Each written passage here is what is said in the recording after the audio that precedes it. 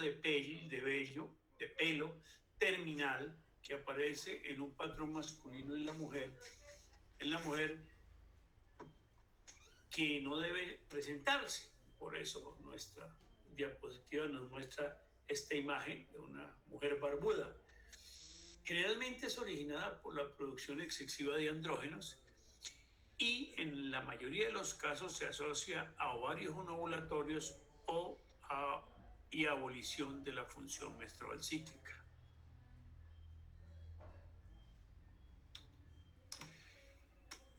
Hay que definir qué es hipertricosis, qué es vello, qué es pelo terminal y qué es hirsutismo.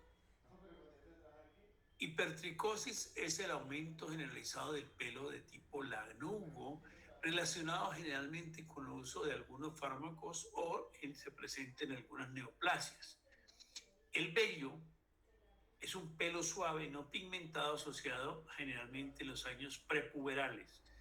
Y el pelo terminal es un pelo grueso, pigmentado, que crece en varias partes del cuerpo durante la edad adulta. Y el hirsutismo es la transformación de ese vello terminal en pelo, de ese vello en pelo terminal. Para clasificar el hirsutismo, Ferdinand Gallwey clasificó unos valores que son de 8 a 10, de 10 a 15, etc. Esto no se lo aprendan, ahí está si alguna vez lo necesitan, usted busca en la escala y de acuerdo a lo que estoy presentando, así como el cuadro de bicho, ustedes miran. Entonces él dice que si de 8 a 10 puntos es constitucional, de 11 a 15 hirsutismo leve, de 15 a 19 hirsutismo moderado y de 15 a 19 hirsutismo grave. Ahí están más o menos las zonas de distribución, eso está en un cuadrito y lo suman, eso no tienen que aprendérselo, es simplemente manera de información. ¿Cómo hacemos el diagnóstico? El diagnóstico, como todo en medicina, siempre tenemos que hacerlo haciendo una excelente historia clínica. Tenemos que mirar los antecedentes familiares, porque de ahí nos viene el hirsutismo congénito y genético, la hiperplasia suprarrenal congénita. Los antecedentes personales, si hay alteraciones o menstruaciones o infertilidad, si hay alteraciones endocrinológicas, si hay diabetes mellitus, disfunción tiroidea, hiperticolisolismo o hiperprolactinemia. Y o si están ingestando fármacos como el minoxidil y la ciclosporina. Entonces fíjate que todo esto es basado en una buena historia clínica. El diagnóstico. Para hacer un diagnóstico tenemos que tener en cuenta la edad, el índice de masa corporal, el inicio de los síntomas y la rapidez de la instauración del cuadro clínico. Hay que valorar el hirsutismo objetivamente. Aquí es donde digo que de pronto si lo necesitan va a buscar la escala de Gallwey. Hay que mirar la extensión y la intensidad de ese hirsutismo, la repartición en el cuerpo. Acuérdese que mientras que las mujeres tienen en su parte púbica una inserción del vello de tipo triangular, en el hombre es de tipo romboideo. Entonces, lo primero que ustedes tienen que mirar para hablar de hirsutismo. Hay que valorar anexo al hirsutismo signos de debilitación, como el acné, la seborrea, la voz grave, la cliteromegalia, la atrofia mamaria, la alopecia frontal, o sea, la famosa M masculina de la frente. Hay que descartar también trastornos endocrinológicos asociados, como morfotipo, estrías, hipertensión arterial, galactorrea, tumoración abdominal y acantosis nigricans. Hay que valorar para clínicos y entonces para guiarnos o volver a corroborar lo que encontramos en la historia clínica, nos basamos en una testosterona plasmática. Estos son los valores normales y que ellos nos dicen que cuando una testosterona esté elevada, menor sobre menos de 0.8, eso es idiopático, de 8, 1.2 puede haber un síndrome de ovario poliquístico, mayor de 1, 2 o 2 es un tumor o puede ser un síndrome de ovario poliquístico en su versión más grave que se llama el síndrome de Stein-Leventa. También podemos solicitar el sulfato de hidroepiandrosterona, cuyos valores normales están entre 0.8 y 3.5 nanogramos, que en el ovario poliquístico, en el síndrome ovario poliquístico, el sulfato es normal, está ligeramente elevado en el trastorno funcional suprarrenal y hay una elevación muy grande cuando hay un tumor de las glándulas suprarrenales, que acuerden que también producen androgenización. También usted puede solicitar, para basarse en descartar lesiones de suprarrenal, si la clínica está asociada, cortisol libre, prolactina, hormona estimulante del tiroides, hormona folículo estimulante, hormona luteinizante, prostaglandina E2, prostaglandinas, prolactina, insulina pre y poscarga, glucosa pre y poscarga y la hemoglobina glicosilada.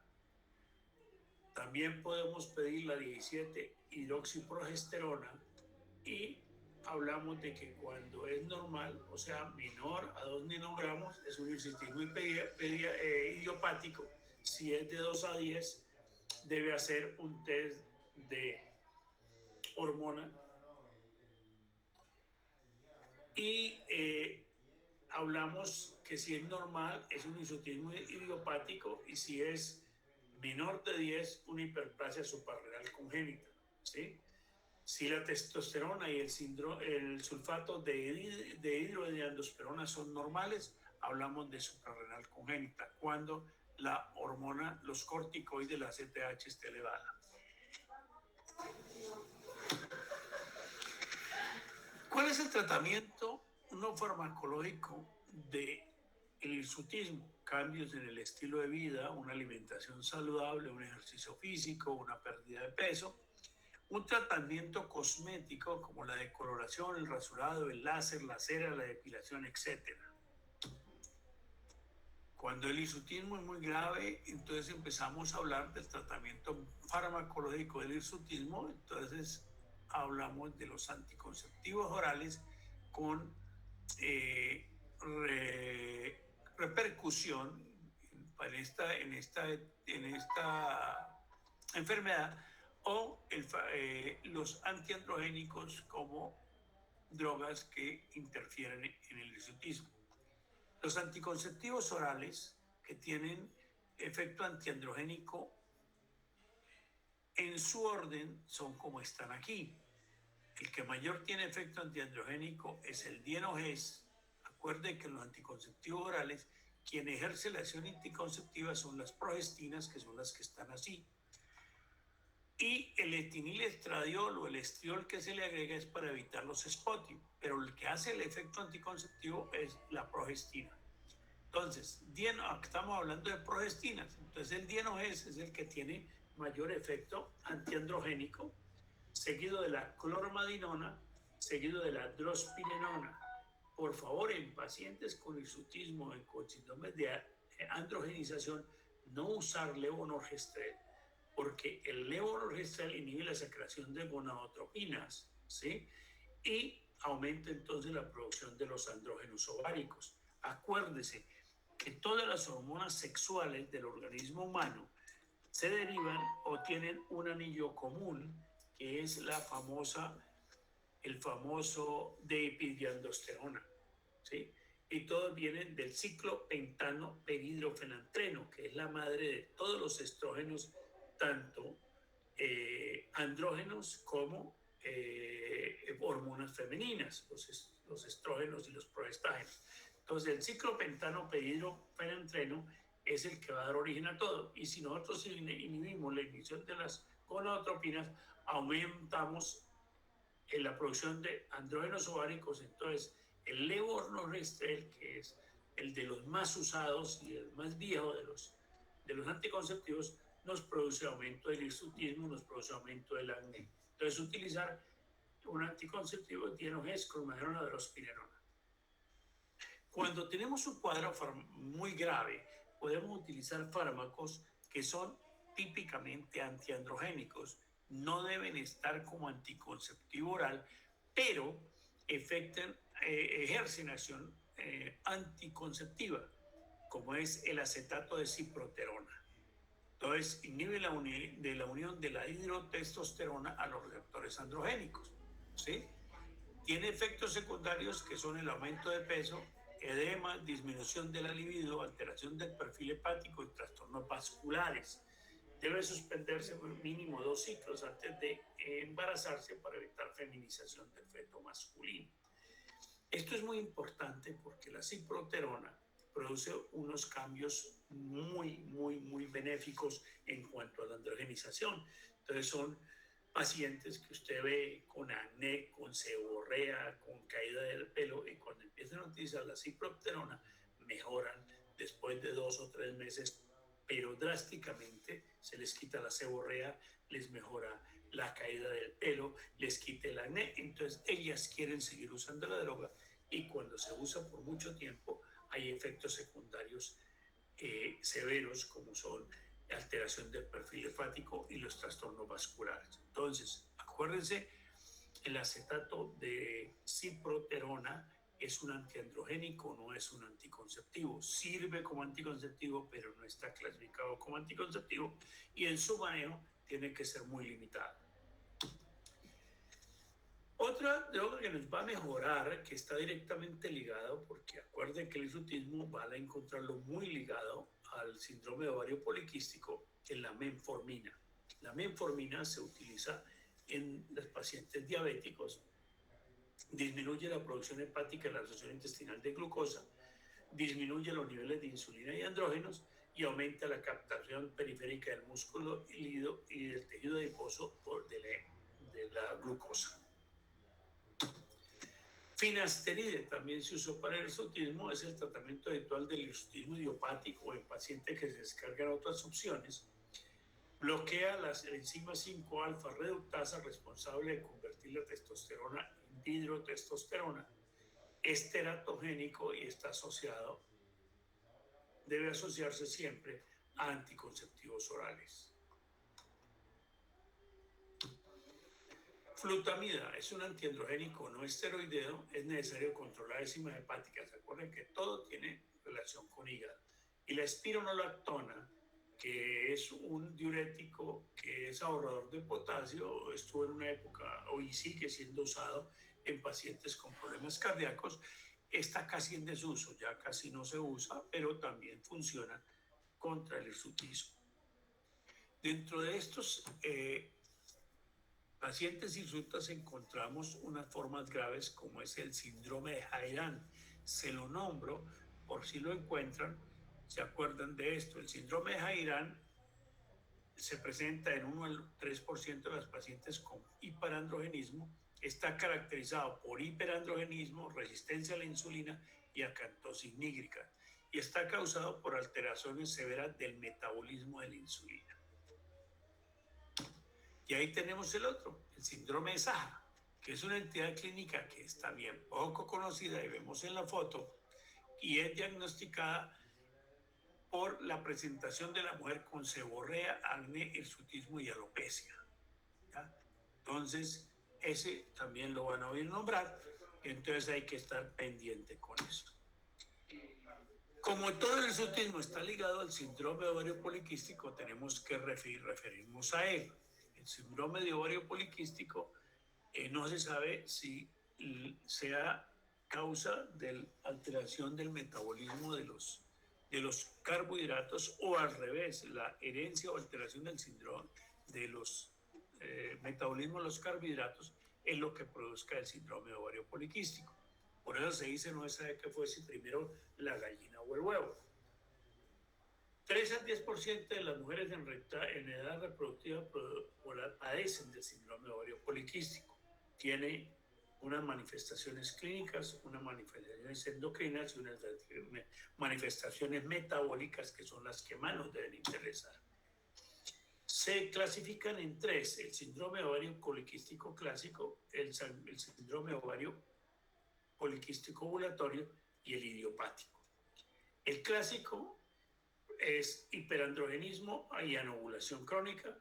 El ovulatorio, hiperandrogenismo, ovario poliquístico y ovulación. Y el hiperandrogenismo con ovarios normales y ciclos regulares. Estas son las tres clasificaciones del ovario poliquístico. O sea, el clásico es la paciente gordita, hirsuta, obesa, con seborrea, con acné, con anovulación, ciclos irregulares y con infertilidad. La otra es la paciente que usted ve gordita, pero no tiene ninguna manifestación clásica. Es un hirsutismo leve, tiene un ovario poliquístico y la paciente queda embarazada. Y es la que generalmente va a hacer una diabetes gestacional y va a tener alteraciones del metabolismo posterior.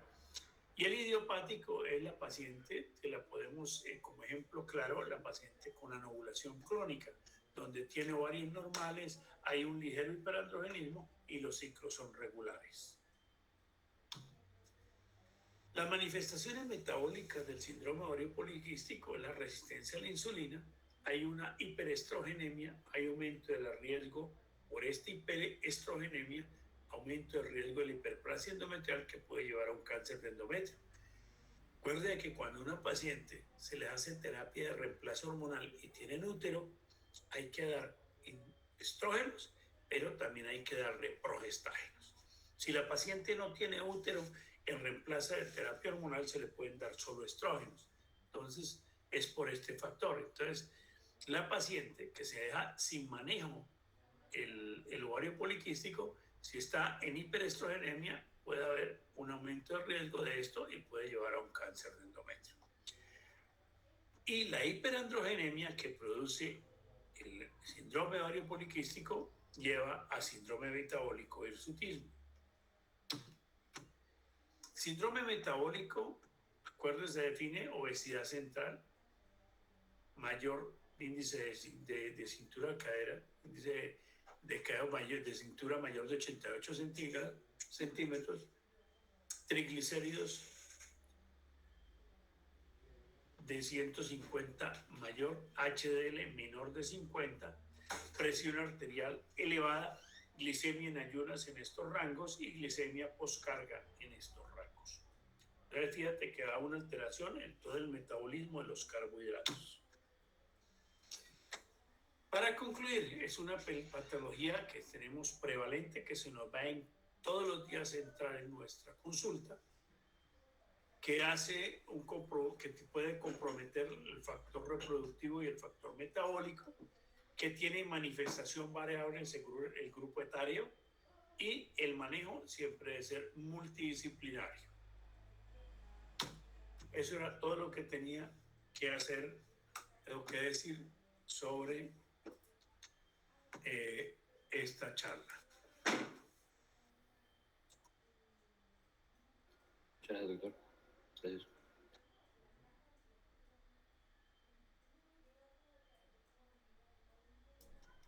¿Alguna pregunta?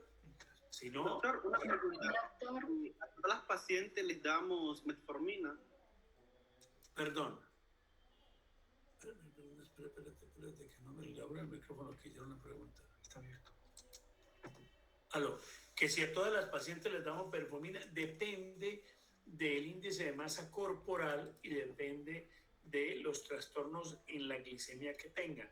Acuérdense que todas estas pacientes, lo primero que tenemos que hacer es cambiar los hábitos de vida, ¿no? Que hagan ejercicio. Acuérdense que la metformina disminuye la resistencia a la insulina. No es como muchos creen que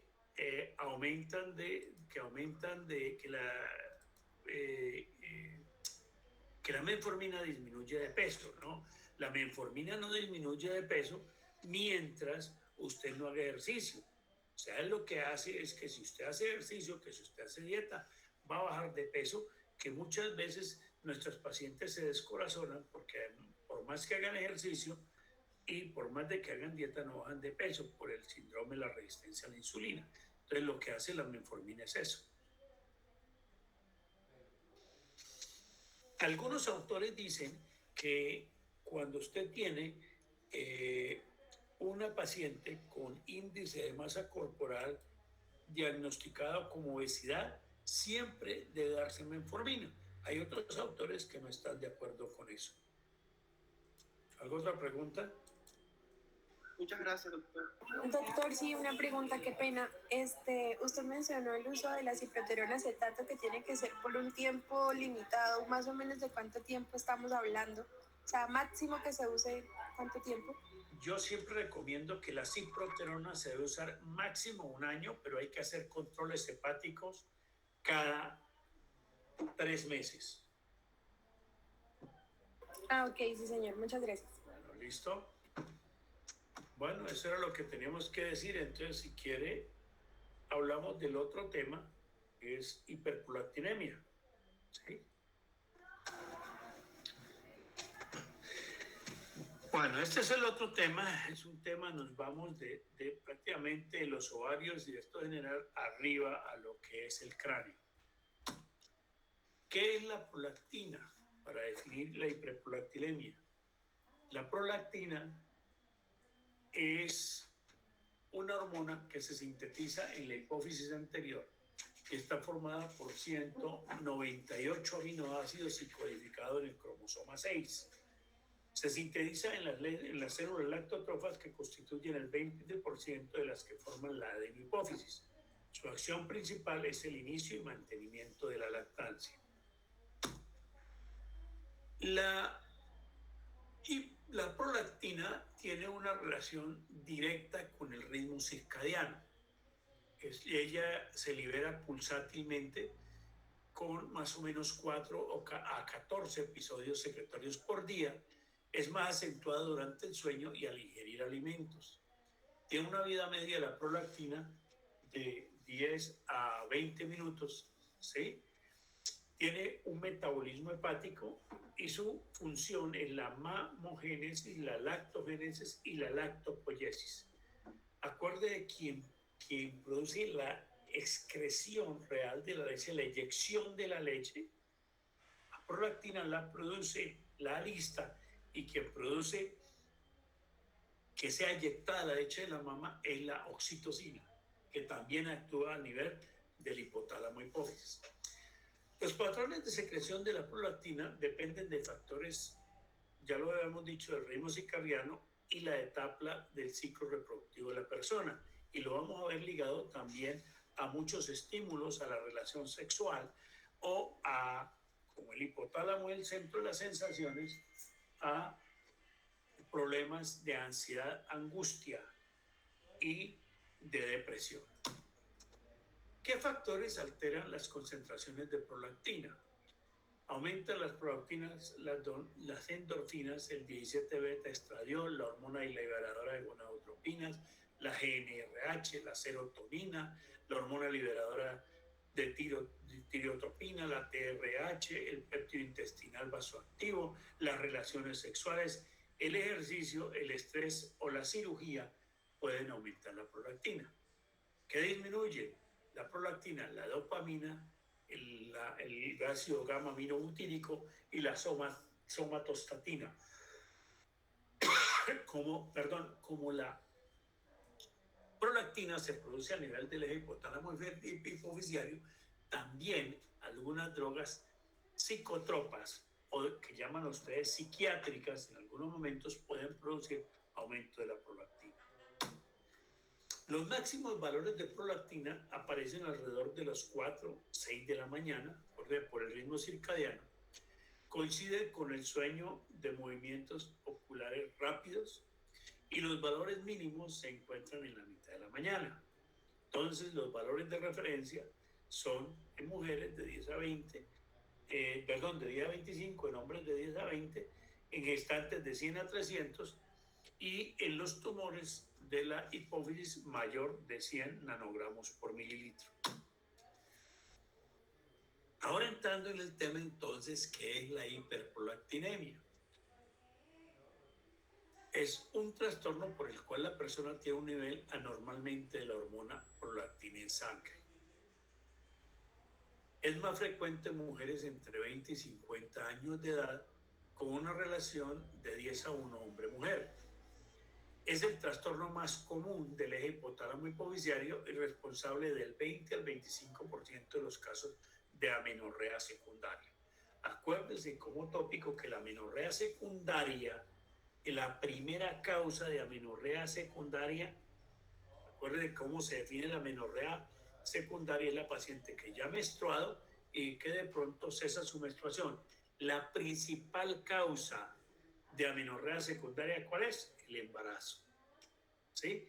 La segunda causa más frecuente son los trastornos del eje hipotálamo hipoficiario, dentro de ellos la hiperprolactinemia. Se puede detectar hiperprolactinemia subclínica en algunos pacientes y casi hasta en el 10% de la población. Epidemiológicamente, la incidencia se estima en 8.7 por 100.000 personas al año, y de estos el 1.4 por 100.000 en hombres. O sea, fíjate que presenten ambos, tanto en hombres como en mujeres, y ya veremos más adelante qué producen cada uno. El grupo etario más comúnmente afectado por la hiperprolactinemia son las mujeres en la flor de su vida, entre los 25 y los 34 años, o sea, en la época de mayor capacidad reproductiva.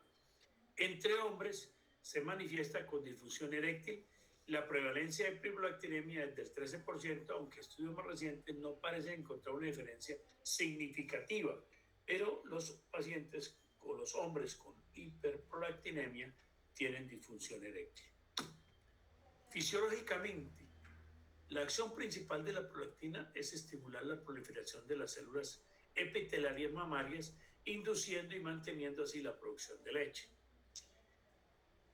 El estrógeno estimula la proliferación de las células lactotropas de la pituitaria, lo que resulta en un aumento de la cantidad de células de las mujeres premenopáusicas, especialmente, y durante el embarazo. Sin embargo, la lactancia es inhibida por los altos niveles de estrógeno y progesterona durante el embarazo. La secreción de prolactina está bajo control inhibidor tónico de la dopamina, que actúa a través de los receptores tipo 2 ubicados en los lactótrofos. Etiología. Factores los podemos dividir en factores no patológicos, patológicos y idiopáticos.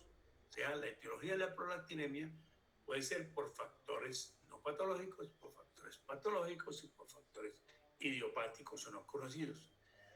Para orientarse un poquito hacia la posible etiología deben tomarse en cuenta las concentraciones de prolactina. Si son, por ejemplo, concentraciones de 100 nanogramos por mililitro, debe pensar uno en causas fisiológicas o asociadas a enfermedades sistémicas. Y son mayores de 100, debe pensarse ya en patología hipotálamo hipoficiaria. Fisiológicos. ¿Qué aumenta la prolactina? El embarazo, el estímulo del pezón y el estrés. Acuérdense, les decía que el hipotálamo es el centro de las sensaciones, y por eso el estrés, y por eso todos los antipsicóticos y eso pueden producir hiperprolactinemia. Generalmente nunca supera valores de 40 nanogramos por mililitro. Farmacológicos, antipsicóticos, inhibidores de la recaptación de la serotonina y los antieméticos. Antipsicóticos, bloqueo de las vías de 2, tubo linfonodular hipotalámico. Entonces esto, o sea, todas las drogas psiquiátricas no pueden producir hiperprolactinemia. Lo mismo los que se usan para la depresión, modulación de serotonina, y los antieméticos porque son bloqueadores de los receptores D2 del vómito. Aquí creo que se me quedó, no sé si esté más adelante, si no estoy mal, se me quedó en esta diapositiva. Aquí en antieméticos también hay algunos antiácidos, la simetirina, por ejemplo, que son los inhibidores de la bomba de protones. También la simetirina, la ranitidina pueden producir hiperprolactinemia. Factores tumorales, todos los tumores del hipotálamo. Enfermedades infiltrativas del hipotálamo, sección del tallo hipotálamo hipófisis, por ejemplo, en pacientes con trauma, ¿sí? Y los adenomas hipofisarios, que son los más frecuentes. Concentraciones entre 20 y 100 nanogramos por mililitro en estudios con imágenes normales. Entonces hay que pensar, o sea, que si usted tiene estas concentraciones de prolactina y no encuentra nada en la imagen, entonces usted tiene que pensar en una hiperprolactinemia familiar, en un hipotiroidismo, en una insuficiencia renal crónica, en una macroprolactinemia. El paciente que tiene macroprolactinemia tiene estos valores, pero resulta que no tiene ninguna sintomatología porque la macroprolactina no es activa. Y cuando hay lesiones de la pared torácica, también pueden producirse estos valores de prolactina. Fisiológicamente, el embarazo, los niveles de prolactina se elevan progresivamente, alcanzando su máximo en el momento del parto, donde puede llegar de 200 a 400 nanogramos por mililitro. Durante la lactancia está mantenida por una acción conjunta de la hipófisis anterior y posterior y como respuesta a la succión liberando prolactina, oxitocina y hormona estimulante de tiroides. Farmacológicos. Existe un número importante de fármacos que alteran la acción dopaminérgica en el sistema nervioso central, que disminuye la secreción o acción de la dopamina, que es el freno que le pone a la prolactina y causa entonces prolactinemia. Todos los antidepresivos tricíclicos, ¿sí? Que son los SIRS. Los antipsicóticos, ya lo hemos hablado, estoy repitiendo, el haloperidol, la misulpirina, la respidona y el tiotoxeno, todos ellos producen hiperprolactinemia. Los psicotrópicos como la busporina, el alprazolam, procinéticos, metoclopramida, domperidona, los antihipertensivos, alfametildopa, reservisa, metrapamilo, los antiácidos, simetilina, ranitidina, los estrógenos, anticonceptivos orales, terapia de reemplazo hormonal, andrógenos, anabólicos, terapia de reemplazo hormonal y los opiáceos como la morfina. Acuérdense que aquí es muy importante la historia clínica, sobre todo en hombres. Cuando tengas pacientes hombres, resulta de que cuando van al gimnasio, les gusta tomar esta sustancia anabólicos, sobre todo los que hacen fisicoculturismo, para ver el músculo, o sea, los famosos, esos monstruos que parecen al hombre increíble. Y ella está con el cuento de qué pasó Pacho. Porque Pacho, qué músculos, y qué pasó Pachito. ¿Por qué? Porque produce un aumento de la prolactina, una hiperprolactinemia, y eso produce una atrofia testicular y produce una feminización. Por eso los anabólicos son de mucho cuidado. Aquí los venden por tarros, por canecas, para que usted se vea muy musculoso, pero en realidad lo que hace también es hacer un daño a nivel de disfunción sexual.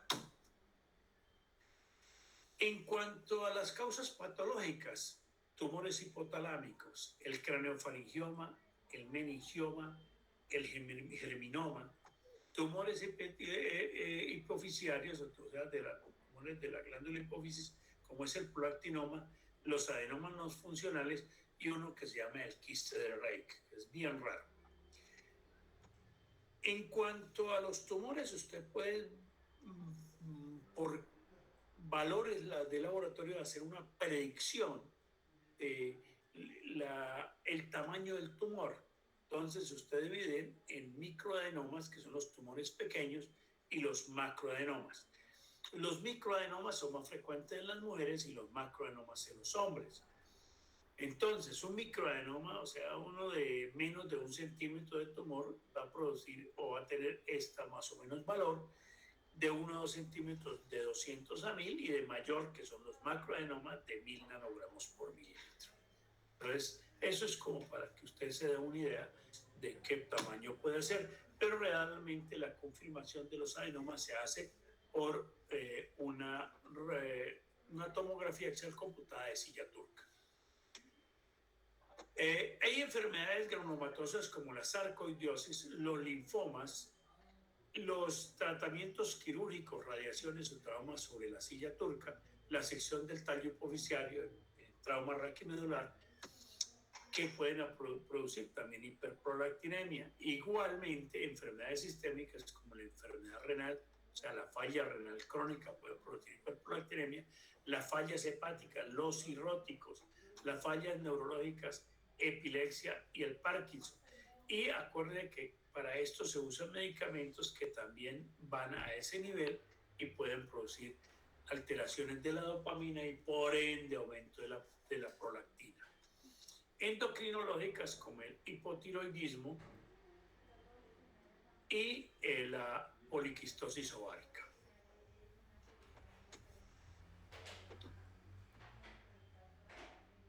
En mujeres, la mayoría de los prolactinomas son microadenomas y se presentan con alteraciones menstruales, o sea, oligomenorrea, secreción láctea e infertilidad.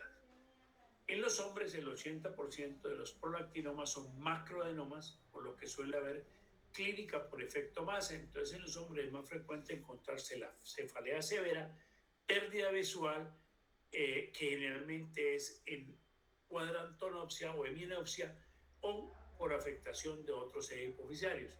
En niños y adolescentes son muy poco frecuentes y cursan con retraso prepuberal y clínicamente también con efecto masa intracraneal.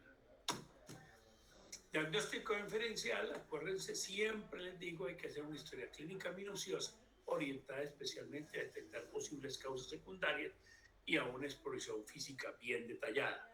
Realizar pruebas de función hepática, renal, función tiroidea ovérica, descartar el embarazo de mujeres de edad fértil. Acuérdense, les repito, la primera causa de amenorrea en las mujeres de edad fértil es el embarazo, entonces siempre hay que descartarlo.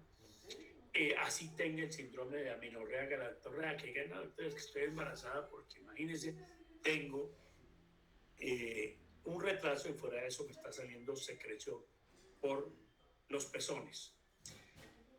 En esto también fíjate que influye mucho que el embarazo psicológico, la famosa pseudociesis. Y aquí ya se explican ustedes cómo la mujer con pseudociesis puede tener aumento del volumen abdominal y puede tener secreción láctea.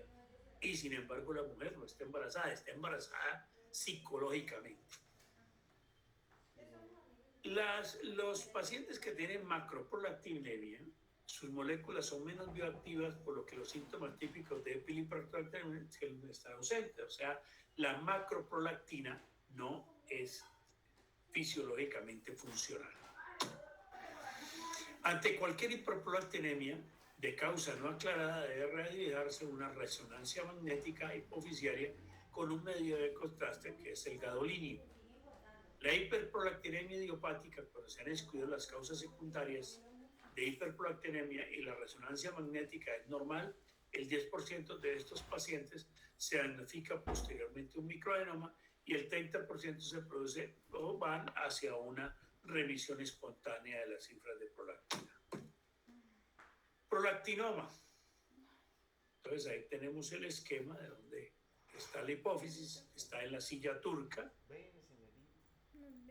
Por eso usted pide un tag de silla turca. Las prolactinomas son adenomas hipoficiarios que secretan prolactina, representan el 40% de todos los adenomas y aparecen más frecuentes en mujeres. Según su tamaño, ya lo hemos visto, en micro y macroprolactina. Micro de menos de 10 milímetros y macro mayor de 10 milímetros. Epidemiológicamente es la causa más común de hiperprolactinemia después de los fármacos y el hipotiroidismo. Representa aproximadamente el 50% de las adenomas de la adenohipófisis. Su prevalencia es aproximadamente 500 casos por millón de habitantes y su incidencia es 27 casos por millón por año. Se observa una mayor prevalencia en mujeres, especialmente en las pacientes en edad fértil o premenopáusicas. Etiología: los prolactinomas es una adenoma hipoficiaria que secreta prolactina. El mecanismo que produce este crecimiento benigno de células secretoras de prolactina no es conocido. Surgen que es una expansión monoclonal de una sola célula que tiene presumiblemente alguna mutación somática, o que un gen transformador del tumor hipoficiario se sobreexpresa en la mayoría de los adenomas. Eso está todavía por aclarar. Manifestaciones clínicas en la mujer: amenorrea, galactorrea, infertilidad. En el hombre, disminución de la libido, disfunción eréctil, alteraciones en el semen, disminución del volumen de la eyaculación, oligospermia y aumento de la glándula mamaria, o sea, ginecomastia. Los macroprolactinomas o prolactinomas invasivos dan manifestaciones de compresión local, incluyen la cefalea, la cuadrantonopsia y la hemianopsia. En la mayoría de los hombres, como tienen macroprolactinomas, a veces el diagnóstico lo hace el oftalmólogo. Empiezan a ver mal, que no ven por los lados, que ven sombras, que no, y van al oftalmólogo y el oftalmólogo les hace un diagnóstico de cuadrantonopsia o hemianopsia bitemporal y son los que remiten después al endocrinólogo o al neurocirujano o al neurólogo, porque el paciente, para ellos ya saben que con estas lesiones, normalmente las lesiones están sobre el quiasma óptico, que es donde está la hipófisis, y que el más común es el hiperprolactinoma, y que si es un hombre, es el más frecuente, son los macroprolactinomas. Si estos pacientes que tienen manifestaciones de compresión sobre el quiasma óptico no son manejados, terminan en ceguera. Si es tardío, producen también otros compromisos de la función de la hipófisis, puede hacer hipotiroidismo central y pueden hacer insuficiencia suprarrenal central. Recuerde que todo el hipotálamo es el encargado de producir las hormonas estimulantes, de la secreción de las hormonas. Diagnóstico en mujeres: irregularidad menstrual, amenorrea, secreción anormal por el pezón, problemas de fertilidad. Prolactinemia: la muestra se puede tomar en cualquier hora del día. Ojo, eso no es cierto de que no, que a las 2 horas de levantado no. La muestra se puede tomar a cualquier hora del día y su valor normal debe ser menor a 25 nanogramos por mililitro en mujeres y 17 nanogramos por mililitro en hombres. Si su nivel de prolactina está elevado y todos los exámenes están normales, el paso siguiente es evaluar la glándula pituitaria por medio de una resonancia magnética o un TAC de silla turca con medio de contraste y sin medio de contraste. Los tumores, ya lo hablamos, se clasifican de acuerdo a su tamaño, en micro, en macro, y en adenoma gigante, el mayor de 40 milímetros. Las mujeres con prolactinomas suelen tener generalmente microadenomas, mientras que los hombres, ya lo hemos dicho, presentan macroadenomas. Eso es una resonancia para que vean lo que es el tumor en la resonancia, el tumor de la adenohipófisis. Tratamiento. El tratamiento son agonistas de la dopamina, como es la bromocriptina y la carbegolina. Cada vez se debe usar la bromocriptina por los efectos secundarios y cada vez se usa más la carbegolina. También la encuentran como carbegolida, pero el nombre realmente es carbegolina. Para normalizar la hiperprolactinemia y reducir el tamaño del tumor, la dosis se debe ajustarse gradualmente al alza en función de la respuesta hormonal y de la tolerabilidad, sobre todo con la bromocriptina. Para los pacientes con resistencia a los antagonistas de la dopamina, se debe realizar neurocirugía. O sea, si no responde a este manejo médico, hay que hacer neurocirugía. La radioterapia se recomienda en los casos de tanto que los agonistas de dopamina como los procedimientos quirúrgicos han resultado ineficaces. O sea, la radioterapia es lo último. La cirugía más común de esto es la resección transesfenoidal. Se hace un hueco por la nariz y entra en el esfenoides, se taladra, se entra allá, se hace la cirugía y después ella se pone un tapón de cera y después ella va cerrando solito. Entonces, eso es la famosa cirugía transesfenoidal. En cuanto a la concepción, en los pacientes con monocroadenomas y concepción, entonces se recomienda que antes de que una mujer quede embarazada, logre la normalización de las concentraciones de prolactina, que a veces quedan embarazadas con prolactinas altas. La cirugía transesfenoidal, que era la que le estaba nombrando, puede ser una opción en mujeres con macroadenomas con intolerancia o resistencia a los agonistas y en mujeres con adenomas muy grandes que no disminuyen con el tratamiento farmacológico. La cirugía trasesfenoidal puede causar, que es la principal complicación, hipopituitarismo, o sea, que puede lesionar la hipófisis y se produce un déficit en toda la producción de hormonas hipofisiarias, que en alguno de esos se puede producir un síndrome de Chichard, obligando por el exterior a empleo de reproducción asistida y a una serie de manejos hormonales. Se desaconseja la lactancia materna en los casos de macroadenomas. Los pacientes a quienes le extirparon macroadenomas o deben aparecer un macroadenoma, hay que inmediatamente inhibir la lactancia. Eso era todo. Con la vista de una torre Eiffel de noche terminamos. Y como les digo siempre, mis